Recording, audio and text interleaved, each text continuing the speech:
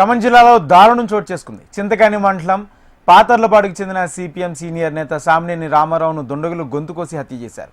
తెల్లవారుజామున దుండగులు ఈ ఘాతుకానికి ఓడిగట్టారు. ఘటనపై సమాచారం అందుకున్న police commissioner Sunil Dutt, clues team ఘటనా స్థలానికి చేరుకుని వివరాలు సేకరిస్తున్నారు.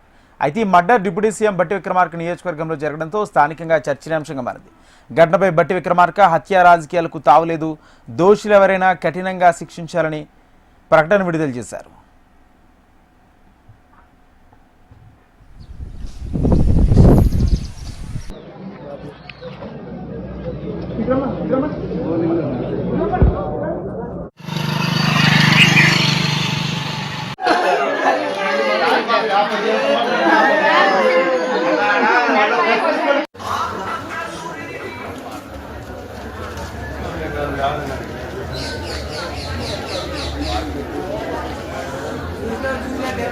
వచ్చే పదం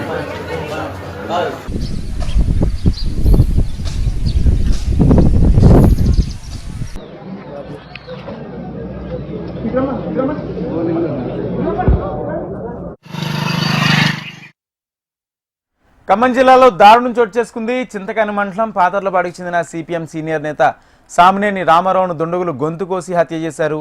తెల్లవారుజామున దుండగులు ఈ ఘాతుకానికి పాల్గొట్టారు. ఘటనపై సమాచారం అందుకున్న పోలీస్ కమిషనర్ క్లూజ్ టీం ఘటనా స్థలానికి చేరుకుని వివరాలు సేకరిస్తున్నారు. ఇదే అంశానికి సంబంధించి పూర్తి సమాచారం మా ప్రతినిధి రవికిరణ్ అందిస్తారు. రవికిరణ్. రాజేందర్ ఖమ్మం జిల్లాలోని మధుర నియోజకవర్గ పరిధిలో ఉన్నటువంటి చింతకాని మండలం పాతర్లపాడు గ్రామంలో సిపిఎం పార్టీకి చెందినటువంటి రైతు సంఘం నేత మాజీ సర్పంచ్ సామినేని రామారావు దారుణంగా హత్యకు గురయ్యాడు. ముగ్గురు గుర్తు తెలియని వ్యక్తులు శుక్రవారం తెల్లవారుజామున ఇంట్లోకి ప్రవేశించి గొంతుకోసి హతమార్చినట్టుగా ప్రస్తుతం అయితే ప్రాథమిక దర్యాప్తులు తేలింది. తాజాగా జరిగిన హత్యతో చింతకాని మండలంలో అయితే ఉద్రిక్త పరిస్థితులు నెలకొన్నాయి. సంఘటన స్థలానికి ఖమ్మం పోలీస్ కమిషనర్ సునీల్ దత్ చేరుకున్నారు.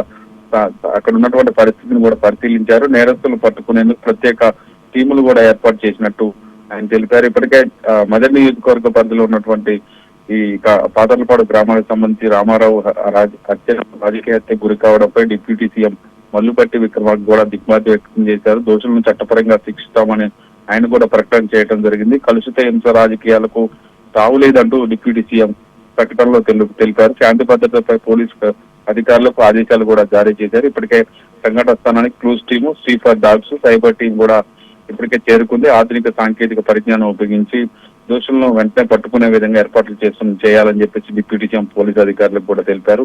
సీనియర్ నేతగా ఉన్నటువంటి సామినేని రామారావు కుటుంబానికి కూడా సానుభూతి తెలిపారు. ప్రస్తుతం అయితే గ్రామంలో పోలీస్ ప్రహారం అయితే కంటిన్యూ అవుతుంది. పాతర్లపాడు గ్రామానికి పెద్ద ఎత్తున సిపిఎం నాయకులు కావచ్చు, కార్యకర్తలు కావచ్చు, ఆయన అభిమానులు కావచ్చు చేరుకున్నారు. రామారావుకి నివాళులు అర్పించేందుకు భారీగా ప్రజలు కూడా వస్తున్న పరిస్థితి కనపడితే రామారావు హత్య కేసులో విచారణ త్వరగతిగా చేస్తున్నామని, అన్ని కోణంలో కూడా దర్యాప్తు జరుగుతుందని చెప్పేసి ఇప్పటికే సిపి సునీల్ దత్ కూడా తెలిపారు. అనవసరమైన పుకార్లు ప్రచారం చేయడం మీడియా కూడా సహకరించాలంటే ఆయన పిలిపివ్వడం జరిగింది. ప్రస్తుతం అయితే ఘటనా స్థలానికి పోలీస్ టీమ్స్ చేరుకున్నాయి.